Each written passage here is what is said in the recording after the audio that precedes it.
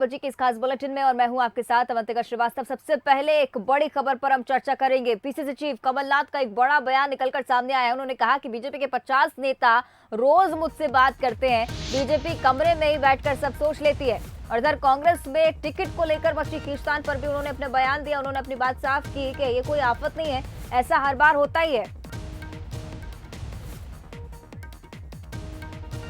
BJP तो सब कह देगी, वो सपना देखने से तो कोई उनको रोक नहीं सकता। जनता अंत में तय करती है। बीजेपी अपने ऑफिस में बैठकर तय करने लग जाते हैं कि हम जीत रहे हैं। देखो, ये सब तनाव होता है, ये स्वाभाविक है, ये कोई ऐसी आफत वाली चीज नहीं है। मैं तो 45 साल से देख रहा हूँ ना, बीजेपी में नहीं होता। 50 तो बीजेपी वाले मेरे से बात कर। और ज्यादा चर्चा इस पर हम करेंगे। हमारे सहयोगी सूरज शर्मा भोपाल से हमारे साथ लाइव जुड़ रहे हैं। सूरज, एक बड़ी बात कमलनाथ ने इस बीच कही है, बीजेपी का जिक्र करते हुए कि 50 नेता रोजाना मुझसे बात करते हैं। क्या मायने इनके इस बयान के? देखिए, बिल्कुल जिस तरीके से मध्य प्रदेश में निकाय चुनाव है, पंचायत चुनाव है, ऐसे दावेदारों को लेकर हुजूम उमड़ रहा है और खासतौर से कई स्थानों पर विवाद की स्थितियां भी बन रही हैं। खासतौर से टिकट को लेकर देखा जाता है, कहीं ना कहीं बीजेपी के नेता हो या कांग्रेस के नेता हो, जिस तरीके से कहते हैं कि एक दूसरे के संपर्क में है और खासतौर से जब टिकट बंटवारे को लेकर आता है तो कहीं ना कहीं ऐसा माहौल बनाया जाता है ताकि लोग उस व्यक्ति को टिकट दें। यही कारण है कि आज कमलनाथ ने भी कहा है कि टिकट को लेकर घमासान होता रहता है। ऐसा नहीं है कि कांग्रेस में ही होता है, ये बीजेपी में भी होता रहता है। मैं 50 साल से देख रहा हूँ कि बीजेपी के लोग भी बंद कमरे में बैठ के बात करते हैं और कई नेता ऐसे हैं, 40 से 50 नेता जो मुझसे भी बात करते हैं। तो कहीं ना कहीं टिकट बंटवारे को लेकर जो है वो कांग्रेस हो या भारतीय जनता पार्टी, सब में अमूमन सेम स्थिति देखने को मिलती है। और खासतौर से यदि बात करें तो मध्य प्रदेश में जिस तरह विधानसभा के चुनाव होते हैं उस समय देखा जाता है या उसके पहले देखा जाता है कई बीजेपी के नेता कांग्रेस के नेताओं से मिलते हैं, कांग्रेस के नेता बीजेपी नेताओं से मिलते हैं। तो कहीं ना कहीं एक अनौपचारिक कह सकते हैं कि एक अनौपचारिक माहौल बनाया जाता है। शायद यही वजह है कि आज कमलनाथ भी इस बात को स्पष्ट किया है कि बीजेपी के भी करीब 50 नेता मुझसे बात करते हैं।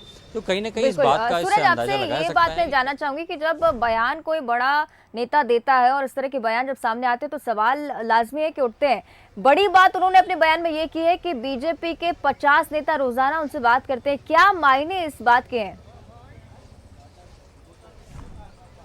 देखिए, जब अवंतिका, बिल्कुल जिस तरीके से यदि छिंदवाड़ा की बात करें तो छिंदवाड़ा में हम देखते हैं कि सांसद के तौर पर कमलनाथ चुने जाते हैं, लेकिन वहां पर कई विधायक ऐसे होते हैं जो बीजेपी के होते हैं। तो यही बात है कि जिस तरीके से आज वो कह रहे हैं कि 50 नेता मुझसे बात करते हैं, तो कहीं ना कहीं एक संदेश देना साफ है कि जिस तरीके से बीजेपी कहती है कि कांग्रेस के नेता उनके संपर्क में हैं और वो चाहते हैं उनसे मिलना, अपनी पार्टी से असंतुष्ट हैं। ऐसे में कहीं ना कहीं कई नेता बीजेपी के भी ऐसे हैं जो कमलनाथ से बात करते हैं और जो बताते हैं किस तरीके से मौजूदा समय में पार्टी में किस तरीके से विचारधारा की लड़ाई चल रही, चाहे बाहरी लोगों के आने के चलते जो मूल कार्यकर्ता हैं या मूल जो पदाधिकारी हैं उनके अंदर कहीं ना कहीं ऐसा कष्ट देखने को मिल रहा है कि वो नहीं चाहते कि दूसरी पार्टी से आकर नेता उनके साथ राज करें और जो वो कई सालों से पार्टी के लिए काम कर रहे हैं कहीं ना कहीं आज उपेक्षा का महसूस कर रहे हैं। तो यही वजह है कि पार्टी के नेता आपस में बातचीत करते रहते हैं और जिस तरीके से निकाय चुनाव चल रहा है, महापौर पद के प्रत्याशियों को लेकर बैठकें को दौड़ जारी है, ऐसे में कमलनाथ का ये बयान कहीं ना कहीं इस बात की ओर इशारा करता है कि कई ऐसे नेता हैं जो कहीं ना कहीं शायद कांग्रेस के भी संपर्क में हैं, बड़े नेताओं से बातचीत भी करते हैं और कई बार देखा जाता है कि अनौपचारिक एक जो हिडन सिफारिश भी बड़े नेताओं से ऐसी की जाती है ताकि राजनीतिक स्तर पर उन्हें महत्व दिया जाए। अवंतिका, चलिए शुक्रिया सूरज आपका इस पूरी जानकारी के लिए। लेकिन कई बड़े सवाल कमलनाथ का ये बयान जो है वो खड़े कर देता है, क्योंकि बीजेपी का जिक्र उनके इस बयान में, आगे पंचायत और निकाय चुनाव भी है, बीजेपी के 50 नेता रोज मुझसे बात करते हैं, इस बात का जिक्र उन्होंने बयान में किया है। क्या कुछ उन्होंने कहा, एक बार फिर से आपको सुना देते हैं। बीजेपी तो सब कह देगी, वो सपना देखने से तो कोई उनको रोक नहीं सकता। जनता अंत में तय करती है। बीजेपी अपने ऑफिस में बैठकर तय करने लग जाते हैं कि हम जीत रहे हैं। देखो, ये सब तनाव होता है, ये स्वाभाविक है, ये कोई ऐसी आफत वाली चीज नहीं है। मैं तो 45 साल से देख रहा हूँ ना, बीजेपी में नहीं होता। 50 तो बीजेपी वाले मेरे से बात कर। देखिए, बीजेपी तो सब कह देगी, वो सपना देखने से तो कोई कमलनाथ का ये बड़ा बयान निकलकर सामने आया। बीजेपी के 50 नेता रोज मुझसे बात करते हैं, बीजेपी कमरे बैठकर सब सोच लेती है। कांग्रेस में टिकट को लेकर खींचतान पर भी उनका बयान। उन्होंने कहा कि ये कोई आफत नहीं है, रोजाना ऐसा होता है जब भी टिकट देने की बात आती है। पंचायत और निकाय चुनाव सामने है, आगे 2023 का चुनाव भी है और कई सारे मायने उनके इस बयान के। चलिए और ज्यादा चर्चा इस पर हम करेंगे। कुछ राजनीतिक मेहमान हमारे साथ जुड़ रहे हैं, उनका रुख कर लेते हैं। अजय सिंह यादव जी उपाध्यक्ष हैं कांग्रेस से, साथ में है उमेश शर्मा बीजेपी प्रवक्ता। उमेश जी, पहला सवाल आपसे। कमलनाथ जी कह रहे हैं 50 नेता आपकी बात करते हैं रोजाना, उनसे भय लग रहा है कि नहीं? नहीं, भारतीय जनता पार्टी की जो मान्यता है कि ऐसे बेसहारा बुजुर्ग टाइप के जो व्यक्ति होते हैं कि जिनकी देखभाल की ज्यादा जरूरत होती है, उनकी चिंता करना हमारे संगठन के कार्यकर्ताओं के स्वभाव में है। और राजनीतिक रूप से मुझे लग रहा है कि इस समय सबसे ज्यादा देखभाल की आवश्यकता। उमेश शर्मा जी, भाषा का संयम रखिए। उमेश शर्मा जी, भाषा का अजय जी, उमेश जी को बात तो पूरी कर ले दीजिए। एक सेकंड में आऊंगी आपके पास। का प्रयोग कर रहे हैं, शर्म नहीं आती आपको देश के इतने बड़े नेता के लिए इस तरह की बात करते हुए? अजय जी, उमेश जी को अपनी बात तो रखने दीजिए, उसके बाद हम आपसे जवाब लेंगे। अजय जी, ये बौखलाहट है भारतीय जनता पार्टी के अंदर। बौखलाहट किसके सामने आ रही है वो नजर आ रहा है, आप उनको जवाब भी पूरा नहीं करने दे रहे अपना। देश के इतने बड़े नेता के लिए शर्म नहीं आ रही? किस तरह की भाषा का प्रयोग कर रहे हैं? नरेंद्र मोदी होंगे बेसहारा? आप किस तरह की बात कर रहे हैं? अरे कमलनाथ आपको भाषा का संयम रखना चाहिए।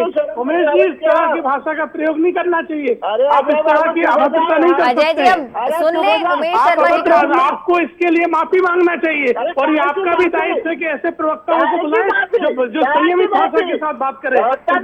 ठीक है अजय जी, मुद्दे से भटकिए मत। हम जिस पर हम चर्चा करें उस मुद्दे की बात करेंगे। उमेश जी जवाब दे रहे हैं, उनका जवाब कंप्लीट नहीं हुआ। जी उमेश जी, पहले स्तरहीन भाषा के लिए माफी मांगे, उसके बाद ही उनका जवाब सुना जाएगा। उसके बाद ही उनका जवाब अजय जी, इस तरह की स्तरहीन भाषा नहीं बर्दाश्त की जा सकती है। तो वो कमलनाथ जी है। माफी मांगिए, आप स्तरहीन भाषा का प्रयोग कर रहे हैं। कि राजनीतिक रूप से कोई बेसहारा बुजुर्ग है जिनको देखभाल की आवश्यकता है तो वो कमलनाथ जी है। और भारतीय जनता पार्टी उनकी देखभाल कर रही है। अगर भारतीय जनता पार्टी की बौखलाहट है, आपके अंदर दोनों को मैं रोकना चाहूंगी। इस तरह से चर्चा नहीं हो पाती टीवी डिबेट में। सर, मुद्दा ये कि कमलनाथ का एक बयान जिसमें उन्होंने कहा है कि 50 नेता बीजेपी के रोज मुझसे बात करते हैं, इसको लेकर सवाल है। उमेश जी ने कहा कि कहीं ना कहीं बेसहारा कमलनाथ नजर आ रहे हैं। अजय जी, अब मैं आपसे जवाब लेना चाहूंगी। उमेश जी बिल्कुल इंटरप्ट मत कीजिएगा।